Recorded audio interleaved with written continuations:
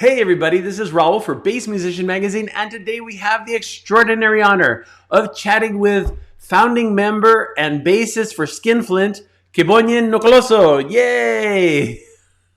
Yeah, thank you, Raul, for having me. It's an honor to be part of your podcast. I hope it goes well. I mean, it's one of the opportunities that we are always looking up for to get an interview. Nice. Well, we're very excited to have this opportunity to chat, and there's so much to talk about, but let's go all the way to the past. How did you get started in music and particularly on bass? Hey, my journey with music started when I was 17 years old. I was still at high school. We had this little school band. So the school band had only drum sets and keyboards, and there was only one bass guitar. The bass guitar was for the teacher only. Oh, So we played drums around, playing keyboards around. But I think it was a good opportunity because that's my first exposure to music, like to play music live. I always had that desire to play music. I would make some small instruments with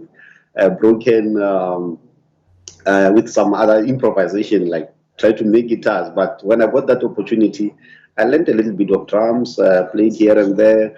I moved to the keyboards, playing here and there, but all of this was like self-taught. I was like teaching myself. I didn't go to a formal music school. okay.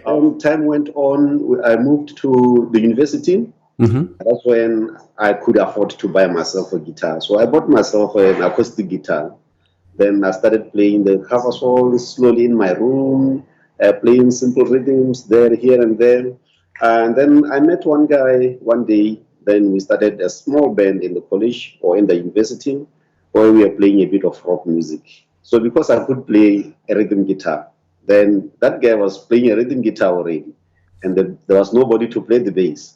Then I picked up the bass and I started playing single notes here and there. That's where it started for me to play the bass. Then I played it for quite some time. And also remember, it was also self-taught. And then after like 2, 3, 4 months, that's when we were given an opportunity by a rock band called Nose Road. They invited us, that little band of ours, we invited to play with them. They are the legends of rock in Botswana, and also is the father to our lead vocalist. They invited us to play with them in a certain town outside Gaborone, our capital city. And that's when I met Giuseppe there. We met, started talking. 2, 3 months down the line, I got a call. Skinflint was looking for a bassist. Nice. And mind you, at that time, Skinflint was also at its infant stage. They were about a couple of months also into playing because it was Juice and his cousin by then, Sandra. If you remember, if you look back, you see some of the videos where we had a lady playing drums for us. So she is one of the founding members of Skinflint. She is the cousin to Giuseppe. So I got a call, and I couldn't resist. Yes. By then, it was like an upgrade, like moving from your college band going to Skinflint. They being introduced to the studio. It was like a promising. Like you have achieved your dream very, very quickly. I would say that. Nice. And then I moved on with the bass from there. So I started getting some few lessons from our manager, and I was also working hard on my own time. Remember, it's also self-taught all the time. So right now I can say 17 years down the line, and I'm still hitting it. Wow. That was back in 2007 when I joined Skinflint. It's like a journey of, I would say, the passion and persistence. That's amazing. And one of the key things I'm glad you brought up when this started, because unfortunately, even though we have the internet and I think more worldwide communication, there's a little bit of geographic isolation with music from Botswana as far as what we would be hearing here in the United States. And you guys have been at this for almost 20 years. And so it's fascinating to hear now, wow, like you guys have been doing this for quite a long time. That's very interesting. The music that you play is very much, it's heavy metal, it's rock, it's kind of driving, but it is based on kind of African spirituality. Tell us a little bit about this music. How is this process? How do you guys come up with this music? I would say that it's a long journey. So we started way back in the 2007. We experimented a lot of things, but we found out that you know what, we have a lot of rich content here in Africa, Mm-hmm. Botswana in particular. Then when you go outside, also you see that oh, the rest of Africa, you know, there's this content that is not covered. You know, there are stories that have been told verbally when you're growing up. You know, we have them, they are in us, and they're not documented. You know, and then what can we do about this? You know, nobody is covering that. So we sat down one day with Giuseppe and said, you know what, we cannot be going or trying to sound like all these other guys who are in fact, yes, they inspire us. It's very good for them to inspire us. But what do we do now for our own self? Then we sat down and say, you know what, let's focus on this thing. We have this thing here in Africa. We can talk about it. We can write about it. We can sing about it. Nobody's doing it. And it was like a little corner that we found, and you know what, then we sat in that corner, and there's a lot coming out. There's Yes. a lot of movie coming out, there's a lot of stories coming out. All these things, we found that they are endless, and it's an opportunity for us that we are covering that kind of content. And then now when we start to put it in music, it kind of changes the way we sound, because it's I would consider it more authentic, more original. Mm. You know, even now, the way that we write the music, we sit down, three of us, the drummer, the guitarist, and the bass guitarist, all of us, we sit down in the studio. We come up with little pieces of whatever inspired you. We put it together. Eventually, we have a song. That is the more organic way of doing music that we are doing with our bands, and it has lasted us for a very long time, and we are doing very well in it. And I think each and every time and each and every album comes out, you know, it's becoming even more better and better and better and better. Nice. Well, and there's certainly a wealth of content there because you guys have recorded around 8 albums, if not more. The latest, Baloi, just been released. Tell us a little bit about that project. Yeah, like I already said, you know, this we usually choose a concept that for each and every album we try to choose a concept that we want to talk about. But if you look at other albums, that you know, some of the contents was focused in West Africa, Central Africa. There. But with Baloi, Baloi, I will translate it to you that it means it's a Setswana name where we come from Botswana, so we speak a language called Setswana. So it's a Setswana name which refers to wishes.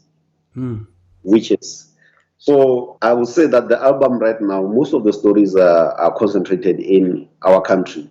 This is now the time that we're covering the stories that originate from within Botswana. You look at the song named Sangoma. Sangoma is something that is there in Africa. I would say a traditional healer, Mm-hmm. which has got the dark side and also the good side. It can heal you, that traditional healer.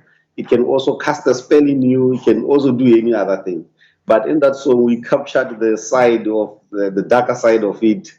And if you look at the video, you see that we have that guy with the dreadlocks, he's performing some ritual on this other guy, small guy is jumping up and down. So we are trying to depict that other side of the darker side of the Sangoma. So it is something that is there in Botswana. And then also there's another song that is called Lentswela Barata. And if you look at the album, you see that one. And also we translated it to the Hill of Lovers or the Mountain of Lovers. So that hill is there in Botswana. And there's a story that happened so many years ago. We just hear the stories being told, and even now people still believe on that story that there were two lovers who were forbidden to fall in love by the society, and then they ran to that hill and they never came back. That What? is the story that we had. So now everybody believes that now that hill is it possesses some magic powers, Yeah. or some even say there's a snake that is living there, that if you go up the hill it will eat you. Or so even recently people disappeared on that hill. So those are the other things that we that are there, that are always. I'll give another example. The stories that are there in Botswana, some water bodies, like dams and all. People also disappear in those dams. That is other size of the stories, like they're endless, like I was trying to tell you. So the album here was trying to capture most of the stories that were happening within our country. I think up to this level now, we wanted to represent our country and the content that is originating from a country. But with other albums, we also have the context or some of the stories that are happening in Africa as a whole. Nice. Well, and I'm sure it's kind of interesting because I am not familiar with traditional music from Botswana, but your music is more metal. I'm pretty Yes, sure it isn't the traditional music from Botswana isn't heavy metal, yeah. but this interpretation, it's an updated version of these traditional stories and these concepts. So it's a very fascinating take. It would be a good time to talk a little bit about how you get your particular sound. What gear are you playing on? Uh, I'm using a Fender Precision with active pickups. I think this one I got it from my manager. He was using it in his playing days. Now, when he retired, he gave it to me. But initially, I was using a Warwick. But currently, now what I'm using is a Fender Precision bass guitar with active pickups. But the amp is a Redmere 750. Then the cab is just a Marshall cab. Just a Marshall cab. But the tune up is the one that is the trick. The trick comes from the tune. You can have the biggest sound, but if you don't know how to tune it, that's the problem. But I don't use any pedals. Okay. It's just raw. Then I play it with a pick. Then I drop the bass, the bass tune. I drop it very low, below half. And then I have the mids. I just set them a little bit, like you can say up to half. But the thing that I put up is the treble. Then you hear that clicking sound from the bass. That is the tricky part of it.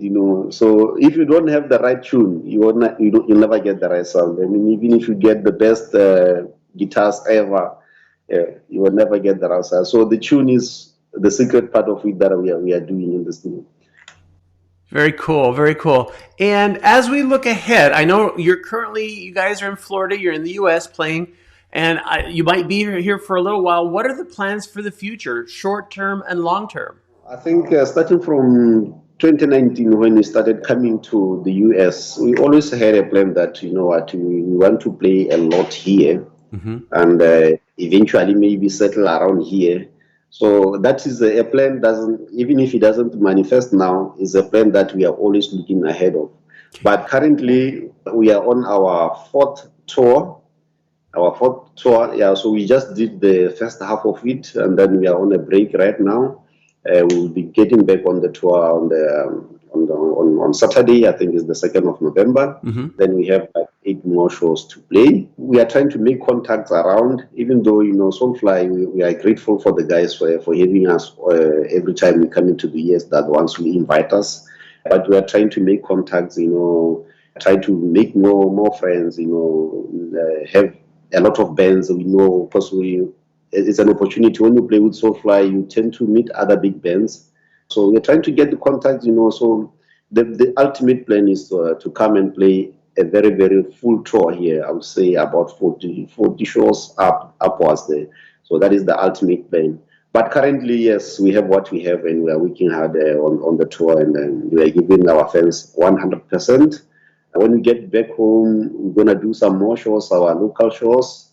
And then hopefully next year, with the current tour here, we'll yield something out of it, Then we'll come back for a more serious one, like an upgrade. But every time, I think we are always adding, We started off with about 6 shows, now going up to 10, going up to 15, going up to 20, slowly. So we are looking for an ultimate full tour that can cover the whole of the years. Nice. And if people want to know what you guys are doing, and if they want to know when you're coming for a tour, where's the best place for them to look? Skinflintmetal.com might be one. Tell us the others. Yeah, skinflintmetal.com. We are on other platforms. Our Facebook page is the one that is highly active right now, but we realized when it came to US that, people are not using Facebook anymore here. But we're a bit stuck in the Facebook. That's where we are a lot active. But we also have Instagram. Yeah, YouTube also. We also put up our videos in YouTube. But the announcements come more on Facebook. But I think we'll try to add more platforms. I think we are learning every time, So you go to the part of the world, you find that, this is a form of communication. You go to the other part of the world, you find that this is the other form of communication. So the times keep on changing. Maybe you should also shift to Twitter and, try a lot of other things. So, Yes. yeah. Kebonye, we appreciate you taking time out of your schedule, taking a little time while you're having a nice break from the tour and all that, to talk to us, to share your story, and tell us about this very interesting music that Skinflint has been doing. I think a lot of people will become interested and want to know more about it, and maybe they will see you perform. So, folks, you've seen him here on Bass Musician Magazine. Kebonye Nkloso. It's a pleasure for having me. But you also said my name correctly, like you are Botswana. Thank you Oh, very much. thank you. I'm glad I got it. Thank you very much.